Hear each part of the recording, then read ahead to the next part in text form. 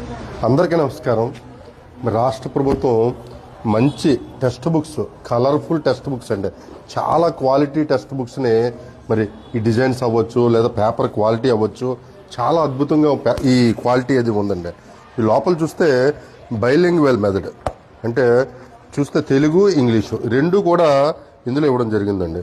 ఈ Telugu text book, ఇక్కడ mathematics text బుక్లో చూడండి, వన్ సైడ్ ఏమో ఇంగ్లీషు, ఇక్కడ తెలుగు. అంటే విద్యార్థులకి భాషపై పట్టు రావడానికి ఈ టెక్స్ట్ బుక్స్ అయితే మాత్రం చాలా యూజ్ఫుల్గా ఉంటాయండి. మరి మేము చదువుకున్న రోజుల్లో అయితే 90లో బ్లాక్ అండ్ వైట్ పేపర్తో ఈ టెక్స్ట్ బుక్స్ వచ్చాయి. ఇప్పుడు పిల్లలు అయితే మాత్రం చాలా అదృష్టవంతులు. అయితే ఈరోజు మీకు ఒక ప్రత్యేకమైన విషయం చెప్పడానికి వచ్చాను. ఇందులో మరి ఈ ఏడాది నుంచి 6వ తరగతి పిల్లలకే ఏఐ, ఆర్టిఫిషియల్ ఇంటెలిజెన్స్ని సాంఘిక శాస్త్రం టెక్స్ట్ బుక్స్లో ప్రవేశపెట్టారు.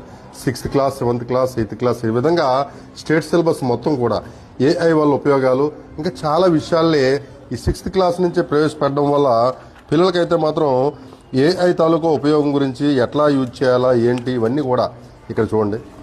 ఏఐ గురించి టెక్స్ట్ బుక్స్లో ఏ విధంగా వ్యవసాయ రంగంలో ఏఐని ఉపయోగించవచ్చు, ఏ విధంగా ఉపయోగించవచ్చు, జీపీఎస్ ఏ విధంగా చేయొచ్చు, అన్ని విషయాల్ని కూడా ఇక్కడ understands of digital mapping and GPS systems, use AI to create family tree diagrams, ask AI about different professionals and skills, ఈ విధంగా ఏఐకి సంబంధించి చాలా విషయాలు అయితే మాత్రం 6th class, 7th class, 8th class, ఈ విధంగా ఈ టెక్స్ట్ బుక్స్ అందులో లొకేటింగ్ ప్లానెట్స్ ఆన్ ఎర్త్ ఏఐని యూజ్ చేసి మరి విద్యార్థులకి ఏఐని ఈ 6వ తరగతి నుంచే ప్రవేశపెట్టడం వల్ల వీళ్ళకి చాలా ఉపయోగం ఉంటుందండి. మరి ఏఐని రాష్ట్ర ప్రభుత్వం ఈ విధంగా మరి టెక్స్ట్ బుక్స్లో ఇంట్రడ్యూస్ చేయడం పట్ల మీ అభిప్రాయం ఏంటో కామెంట్ రూపంలో తెలియజేయండి.